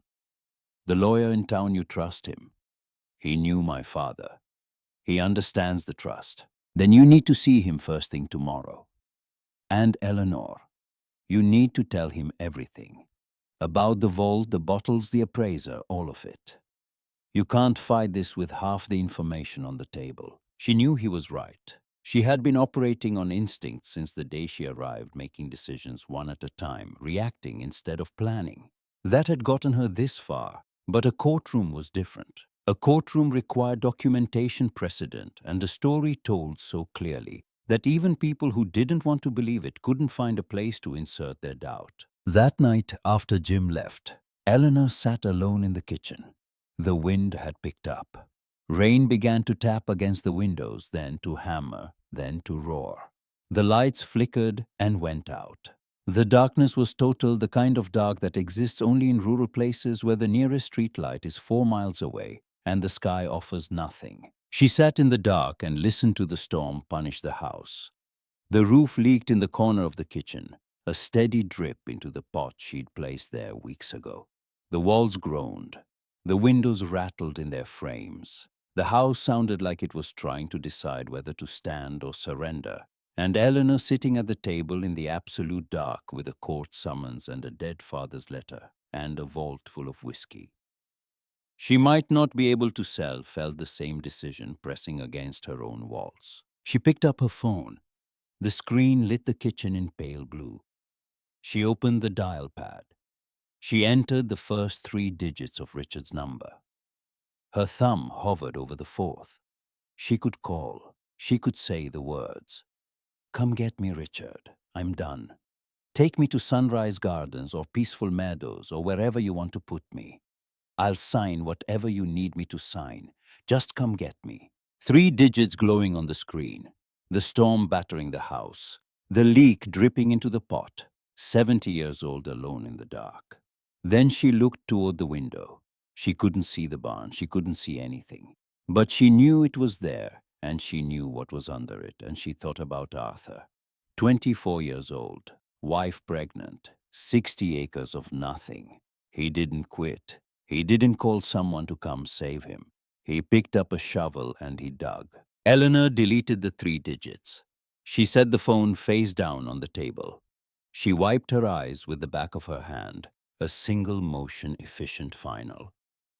She stood up, found another pot in the cabinet, placed it under a second leak she hadn't noticed before, and sat back down to wait for the storm to pass. By morning, the sky had cleared. Pale winter light came through the kitchen window and fell across the table where the court papers still lay. Eleanor picked them up, put them in a folder, and drove to town. She had 21 days until the hearing. She intended to use every one of them. Eleanor used the 21 days the way Arthur had used 2 years of digging, methodically, without wasted motion. Every hour pointed toward the same target. She drove to Columbus on a Wednesday and sat in the office of the physician who had monitored her health for 15 years. The doctor was a woman in her early 60s who wore her competence the way some people wear expensive jewelry, visibly without apology. She administered a full cognitive assessment. The Montreal test, a clock-drawing exercise, a series of memory and reasoning evaluations that took nearly 2 hours. Eleanor scored in the 96th percentile for her age group. The doctor wrote a 4-page statement declaring Eleanor Marsh to be of sound mind, excellent cognitive function, and fully capable of independent decision-making. She added a personal note at the bottom expressing her professional opinion that Eleanor demonstrated better organizational capacity and clearer reasoning than many of the 40-year-olds in her practice. Eleanor thanked her and drove back to Kentucky with the statement sealed in an envelope on the passenger seat. She called the appraiser in Louisville and asked him to accelerate the next private sale. 200 bottles from the 1951 and 1952 vintages, the oldest, the rarest. The ones that would command the highest prices even through the narrow channel of collectible spirit sales. The appraiser connected her with 4 potential buyers and began the authentication process. It took 10 days, and the problems that emerged were different from the first sale's complications. A shipping company refused to transport the bottles across state lines without a federal spirits transit permit, a document that did not exist for antique collectibles, because the regulatory framework had never anticipated someone unearthing 5,000 bottles of 70-year-old bourbon from a vault in rural Kentucky. The spirits lawyer in Louisville spent 3 days on the phone with the ATF field office in Lexington before securing a written exemption that classified the shipment as historical artifacts in transit. The exemption cost nothing but time, and time was the one currency Eleanor could not afford to spend. Then the laboratory handling the authentication of the second batch reported that 14 bottles showed microfractures in their wax seals, raising questions about whether the contents had been compromised by air exposure over the decades. The appraiser drove to Colton, examined the bottles personally, and determined that the fractures were superficial, the seals intact, the whiskey unaffected. But the delay cost another week, and the buyer pool narrowed to 2 collectors willing to close before the hearing date. The sale finalized on December 30th. Total proceeds $310,000 wired to her account in Colton. Less than the bottles deserved, enough for what she needed. Eleanor divided the money with the precision of a woman who had spent 35 years managing a household budget on a teacher's salary. Property taxes paid 5 years forward. $50,000 into a repair fund. The lawyer's retainer. The spirit's attorney's fees. The rest held liquid accessible, every dollar documented, every transaction recorded in the ledger she kept in a locked drawer in the kitchen. The paper trail was not accidental, it was architecture.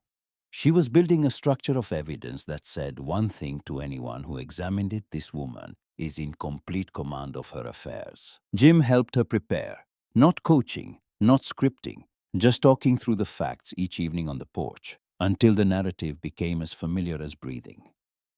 One night a week before the hearing, Jim asked the question she knew the judge would ask. Your son is going to say you're confused.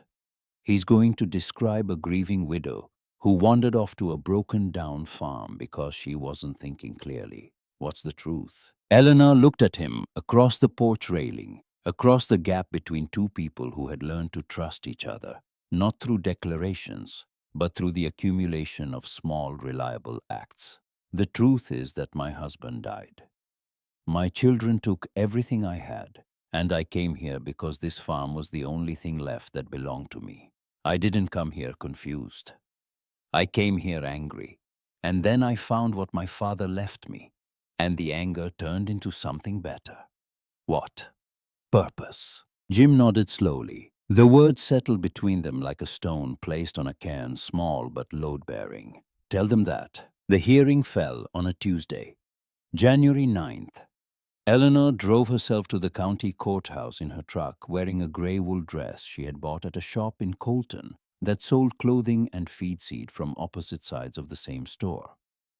The pocket watch was pinned to her lapel, the brass catching the winter light each time she moved. Jim offered to come.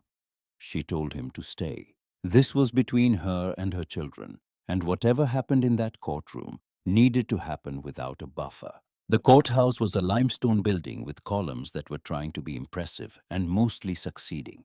Inside the courtroom was small wood panels lit by fluorescent tubes that hummed at a frequency designed to make everyone slightly uncomfortable. Richard sat on the left side of the aisle with his attorney, a man whose suit cost more than Eleanor's truck, and whose briefcase was the kind of leather that announces itself when it enters a room. Susan sat beside Richard, her hands folded in her lap, her face arranged into an expression of concern so carefully composed it could have been hung in a gallery. Eleanor sat on the right side with her lawyer. She placed the banker's box on the table in front of her. Inside it, organized with tabs and dividers, was every piece of paper that proved she was who she said she was and had done what she said she had done. The judge was a woman in her 60s with silver hair cut short and reading glasses she wore on a chain around her neck and lifted to her face with the practiced motion of someone who had been reading bad arguments for 30 years and had stopped being surprised by them. She read the petition. She asked procedural questions. She turned to Richard's attorney. Counselor, you filed for conservatorship based on alleged mental incapacity. What evidence are you presenting? The attorney stood. He was polished in the way that expensive attorneys are polished, every word preselected, every pause calibrated. Your Honor, Mrs. Marsh is a 70-year-old woman who, following the death of her husband, abandoned her family residence and relocated to an isolated, dilapidated rural property with no established support system, no verifiable income, and no apparent plan. She has since engaged in significant financial transactions whose source her family cannot identify. We have reason to believe she is being influenced or exploited by an unidentified third party, a male associate who has been observed frequenting the property on a regular basis. He sat down. The words hung in the courtroom air like smoke, accusatory and shapeless. The judge turned to Eleanor. Mrs. Marsh, do you have a response? Eleanor's lawyer stood. He opened the banker's box and began. Medical records first, the cognitive assessment, the doctor's 4-page statement. Then the trust documents, the 1982 filing, the irrevocable provisions, the property deed showing clear and sole ownership. Bank statements, next deposits and withdrawals and balances, each one annotated in Eleanor's handwriting with the purpose of every transaction. Tax receipts, repair invoices, the truck purchase agreement. A chronological timeline of every decision Eleanor had made since arriving in Colton, presented in order, supported by documentation, a biography of competence written in receipts and signatures. Mrs. Marsh relocated to a property she owns free and clear, held in an irrevocable trust established by her father in 1982. She paid $11,000 in overdue property taxes. She restored the residence to livable condition. She purchased a vehicle. She opened a bank account and has maintained a positive balance. Every transaction is documented. Her physician has certified her as cognitively sound. There is no evidence of exploitation, confusion, or incapacity. The judge examined the documents. She took her time. She read the doctor's statement twice. She studied the bank records, the tax receipts, the timeline. She did not rush, and Eleanor understood that this woman was not going to dismiss the petition casually. She was going to dismiss it thoroughly, which was better. The judge turned to Eleanor directly. Mrs. Marsh, can you explain the source of the funds in your account? Eleanor's voice was steady. My father left personal property on the farm, items of historical and collectible value. I've been selling them through legitimate channels with the assistance of a licensed appraiser and a specialized attorney. The proceeds are documented in the records before you, and the individual your son's attorney described, the male associate. Jim Calloway, my neighbor. He lives 2 miles from the farm. He helped me with repairs. He has no financial relationship with me, no power of attorney, no access to my accounts, and no interest in my property beyond being a decent human being who helps his neighbors. The judge looked at the bank records again. She looked at the cognitive assessment. She looked at the timeline. Then she turned to Richard's attorney. Counselor, do you have any medical testimony? A physician's statement? A psychiatric evaluation? Any clinical evidence beyond your client's personal concerns? Richard looked at his attorney. His attorney looked at the table between his hands the way a man looks at a bridge he can see is going to collapse. No, Your Honor, not at this time. The judge removed her glasses and set them on the bench. She looked at Richard. She looked at Susan. She held the silence long enough for it to develop weight. This petition has no medical basis. The respondent has demonstrated clear, consistent, and competent management of her affairs. She has presented documentation that exceeds what this court typically sees from individuals half her age. I am dismissing the petition in its entirety. She paused. Her eyes remained on Richard. Mr. Marsh, I will note for the record that filing a conservatorship petition without supporting medical evidence wastes this court's time and causes significant distress to the respondent. I would encourage you to consider carefully before filing again. I would also encourage you to consider why your mother felt the need to prepare this level of documentation to defend herself against her own son. The gavel fell. The sound was small and final, a period at the end of a sentence that had taken Eleanor Marsh 70 years to finish. Eleanor stood. She stood the way she had stood at Walter's funeral, the way she had stood over the hatch in the barn, but different now. She was not standing because protocol required it. She was not standing because curiosity pulled her. She was standing because she had chosen to stand for herself on her own ground, in her own defense, and the standing was its own declaration. She closed the banker's box. She thanked her lawyer. She walked toward the exit. Richard caught her in the hallway. His face carried the particular shade of red that appears when humiliation and anger compete for the same blood supply. His voice was controlled in the way that controlled voices are controlled tightly. With visible effort, the leash held short. "Mom, what assets? What did you find on that farm?" Eleanor turned and looked at her son. She saw Walter's jaw and her own eyes and the ghost of a 10-year-old boy crying about a dead dog. And beneath all of it, she saw the man who had signed papers at a kitchen table and put his mother on a bus and convinced himself it was love. "Your grandfather left me something, something valuable." "How valuable?" "That's not your concern." Richard stepped closer. The hallway narrowed between them, not physically, but in the way that proximity between people who share blood can narrow a space until the air itself feels pressurized. "I'm your son. Then act like it." His jaw worked. His hands opened and closed at his sides. "I'll file again. I'll get a doctor this time. I'll get whatever I need." Eleanor held his gaze. "You took everything you could carry, Richard. You just couldn't carry what mattered." She turned and walked toward the courthouse doors. Richard did not follow. She heard his breathing behind her, heard the leather of his shoes on the tile floor, heard him standing still while she moved away. And she did not look back. Looking back was a habit she was finished with. Susan was waiting at the courthouse doors. She had been crying. Not the decorative tears of the funeral, not the performed grief of a woman who understood that sadness had a social function. These were ugly tears, the kind that don't care about mascara or appearances, the kind that come from a place below strategy. "Mom." Eleanor stopped. "I'm sorry."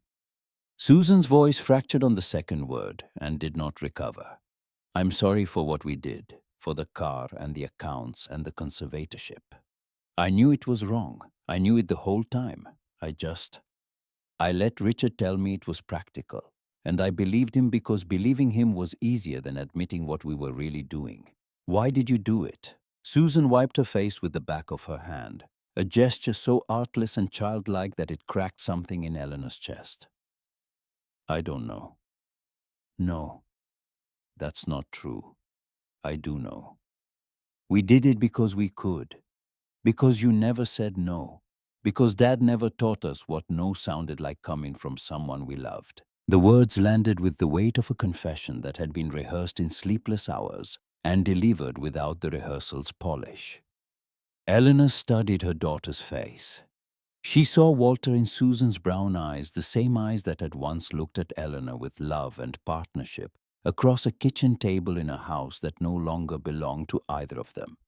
She saw the little girl who had climbed into her lap every evening for bedtime stories, who had fallen asleep with her head against Eleanor's shoulder, who had trusted her mother, the way children trust gravity.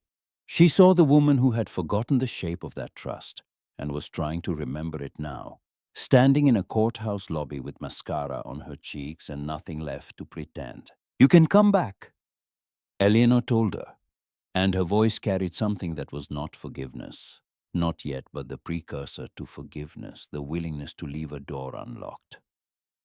"When you're ready to come back as my daughter, not as someone looking for what I have, as my daughter. Do you understand the difference?" Susan nodded. She could not speak. "Go home. Think about it. When you're ready, you know where I am." Eleanor drove back to the farm in the dark. The highway was empty, and the headlights cut a narrow channel through the Kentucky hills. She did not turn on the radio. She did not need noise to fill the silence. The silence was full enough. Spring came to the farm the way understanding comes to a person who has been asking the wrong questions. Not all at once, not dramatically, in pieces, each one small enough to hold each one connecting to the others until the picture they formed was unmistakable. The farmhouse was white on all four sides now. Jim had milled cedar planks from a fallen tree on the property line and built a porch that would outlast both of them. The broken window upstairs was replaced. The kitchen was rewired. The plumbing ran clean. The fields cleared of 20 years of overgrowth stretched green and open in every direction. And Eleanor stood on the new porch one morning in early April with her coffee and looked at what 6 months of work had built, and felt something she had not felt in so long. She almost didn't recognize it. Ownership. Not of the property, of herself. Jim's truck pulled up the driveway on a Tuesday afternoon in April. But instead of parking in his usual spot by the fence line, he pulled up to the porch and sat in the cab for a long time before getting out. Eleanor watched from the kitchen window. When he finally stepped down, his face carried something she hadn't seen before. Not worry exactly. Vulnerability. They sat on the porch. Jim held his coffee without drinking it, turning the mug in his hands. Sarah called last week. First time in 8 months. Eleanor waited. She wants to sell my house. Says I'm getting older. Living alone isn't safe. She found a retirement community in Portland that has availability. She's already talked to a realtor. The words arrived in Eleanor's kitchen like a mirror placed at an angle she hadn't expected. She looked at Jim and saw herself 6 months ago. She looked at the situation and saw the architecture of her own dispossession reproduced in another family, another generation. The same blueprint of children deciding that a parent's independence was a problem to be solved, rather than a right to be respected. What did you tell her? Nothing. I didn't know what to say. I'm not good at this, Eleanor.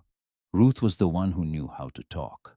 I just know how to fix things. Fences, roofs, engines, everything except the thing that's actually broken. Eleanor set her coffee down. What would you tell yourself? If you were me sitting where I sat 6 months ago and someone asked you what to do. Jim was quiet for a long time. The birds were loud. The spring air carried the smell of turned earth and new grass and the faintest trace of honeysuckle from the fence line. I'd say the house is mine. Ruth died there. My memories are there. Everything I am is in that house. And nobody gets to take that from me. Then tell Sarah that. I'm not good with words. You don't have to be good. You have to be honest.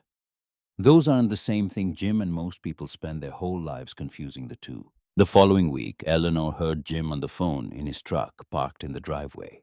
His window down, his voice carrying across the gravel in fragments. She heard the word, stay. She heard the word, mine. She heard a crack in his voice that sounded like a wall coming down, and she went inside and closed the kitchen door and let him have his privacy.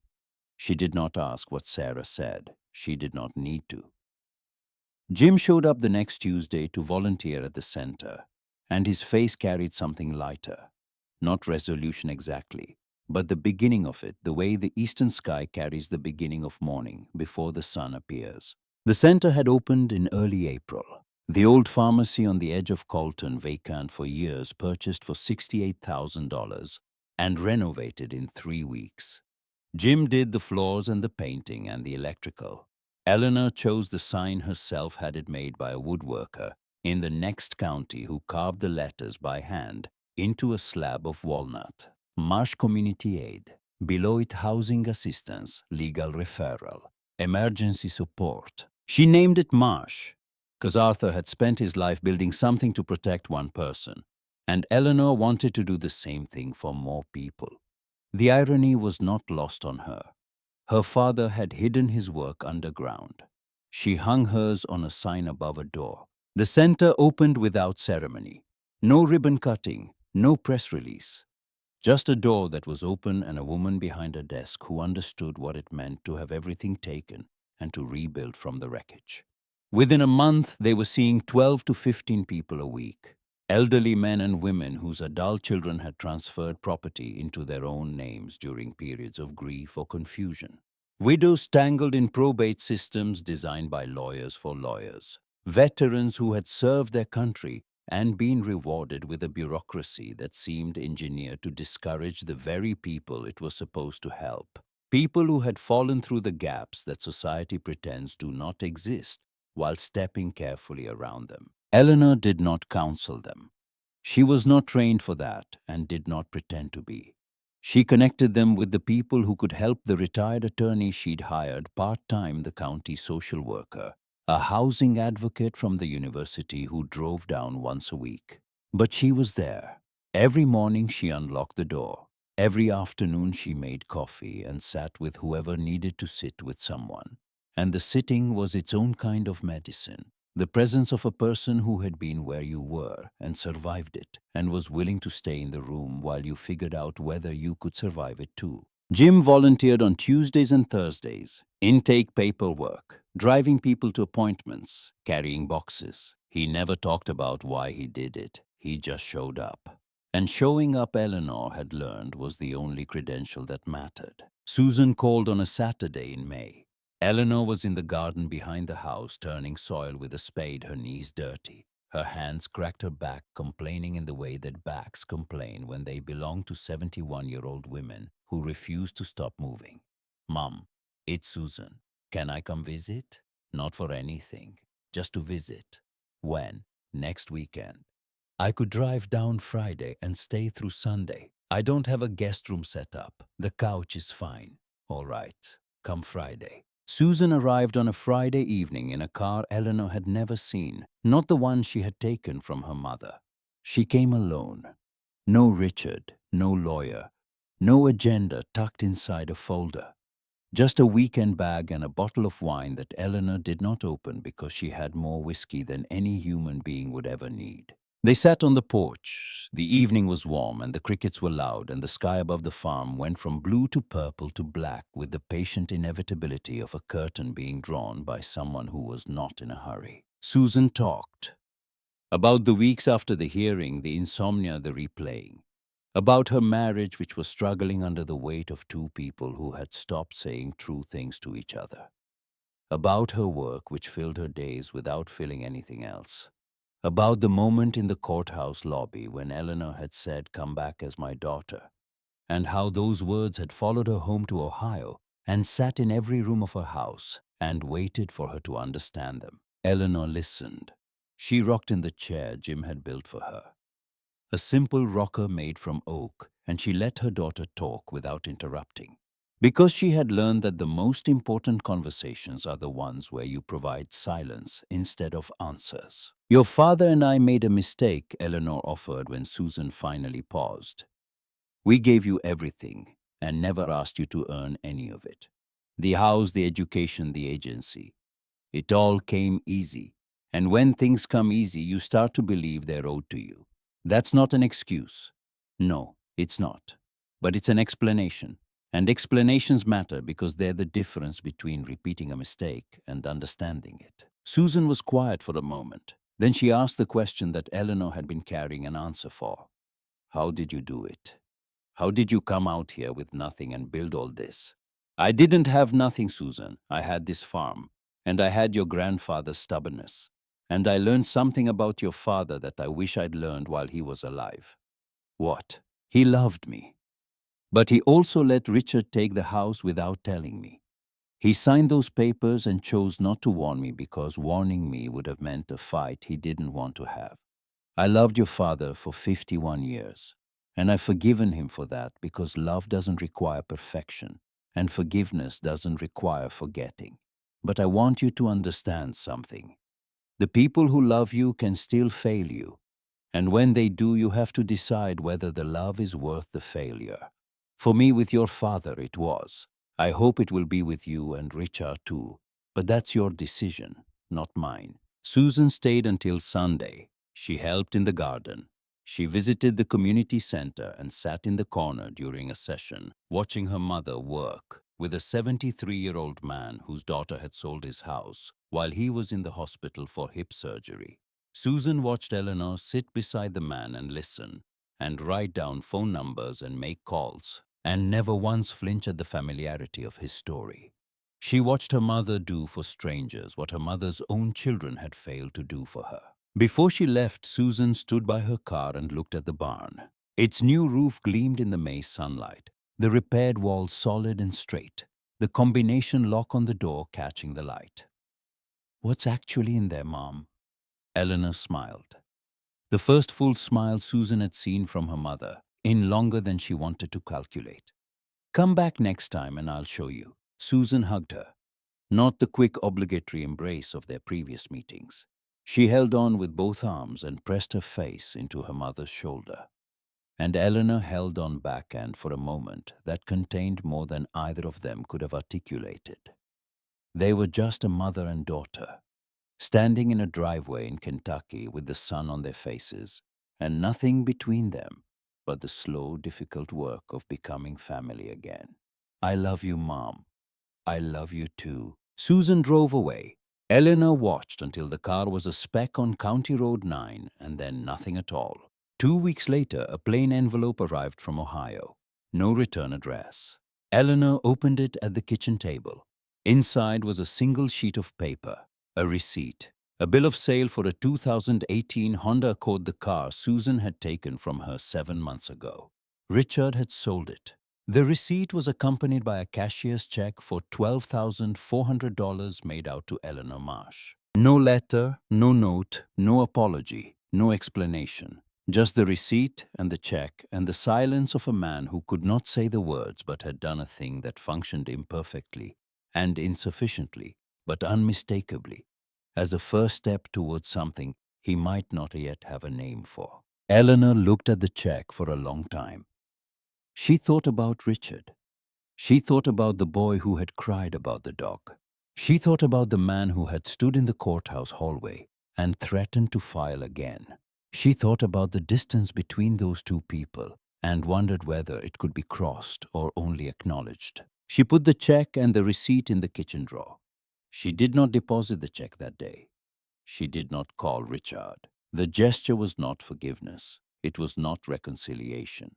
It was a door left unlocked from the other side, and Eleanor had learned enough about locked doors to know that the unlocking mattered more than the opening.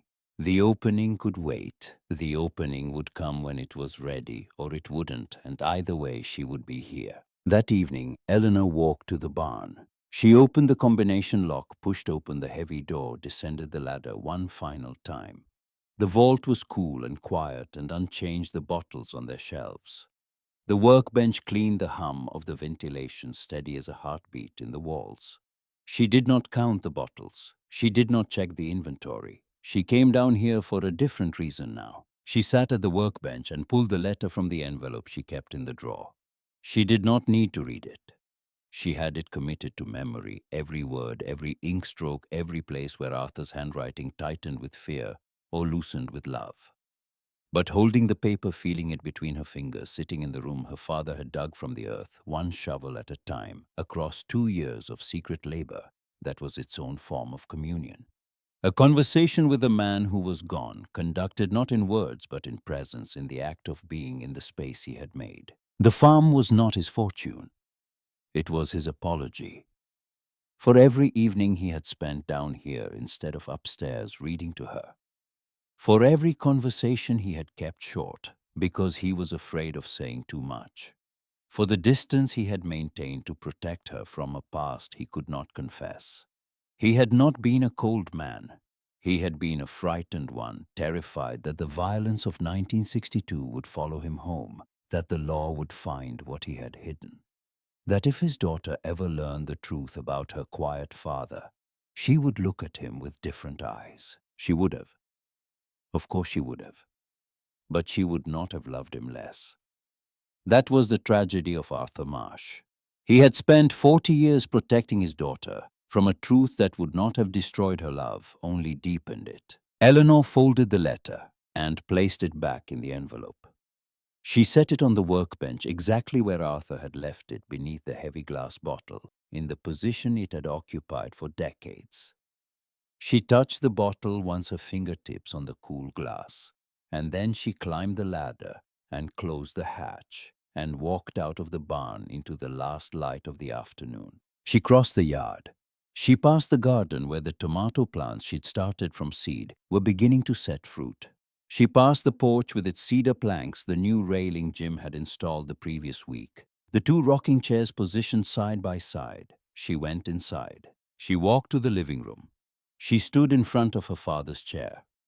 The worn leather recliner positioned at the window, where it had always been angled toward the barn with the precision of a compass pointing north. Eleanor sat down. The leather exhaled beneath her weight, a soft compression that smelled faintly of pipe tobacco and old wool, the scent of a man preserved in the furniture he'd used to keep watch. She looked through the window at the barn, at the new roof and the reinforced walls, and the combination lock catching the last sunlight. The same view Arthur had studied every evening for decades, the same angle, the same frame, and she understood, finally, completely, 22 years too late and exactly on time. He had not been sitting here because he was tired. He had not been sitting here because he was old or solitary or indifferent to the family on the other side of the house. He had been sitting here because the vault was beneath that barn, and the vault contained everything he had built for her, and the only way he knew how to love her was to guard it. Every evening, every night. Year after year, decade after decade, a man in a chair by a window watching over a secret he could not share, and a fortune he would never spend protecting the future of a daughter he could not tell. The chair was a sentry post. The window was a watchtower. And the man who had sat here had been in his silent and imperfect way the most devoted father she had ever failed to recognize. Eleanor sat in her father's chair and looked at her father's barn and felt the pocket watch warm against her chest where she had pinned it that morning. Warm the way it had been warm in the vault. Warm the way it was always warm now, as though the brass had absorbed 22 years of body heat and decided to give it back all at once. She did not take it out. She did not need to. The four numbers had done their work. The combination had opened the lock. The lock had opened the vault. The vault had opened her life. And now the watch was just a watch again, except it wasn't, because nothing that carries a father's last words to his daughter is ever just anything. Outside, Jim was at the fence line replacing a post that had shifted in the spring rains. He looked up and saw her in the window and raised one hand, a simple wave, the gesture of a man who did not need to say more than his presence already said. Eleanor raised her hand in return. She had money she would never spend entirely. She had a purpose that woke her every morning. She had Jim steady and present, whose kindness operated the way good plumbing operates, invisibly reliably, without requiring gratitude or even acknowledgement to keep functioning. She had Susan finding her way back imperfect and ashamed, and trying, which was all anyone could do. She had Richard's receipt in a drawer, a gesture she could not yet fully interpret but refused to dismiss. She had a community center with her father's name on the door, and people inside it who needed what she had learned to give. She had a vault full of whiskey that was slowly, carefully, legally converting into the means to help more people than Arthur Marsh ever imagined his secret would reach. She had what mattered. The afternoon light softened on the white paint of the farmhouse, the porch casting a long shadow across the yard. The rocking chairs stilled the garden green, and growing the barn standing solid against the fading sky. The house looked the way a house should look, when someone has decided to live in it, not just occupy it. It looked like a place where a woman might sit on the porch with a cup of coffee and watch the evening arrive without needing it to bring anything except itself. Eleanor Marsh was home. She had always been home. She just hadn't known it yet.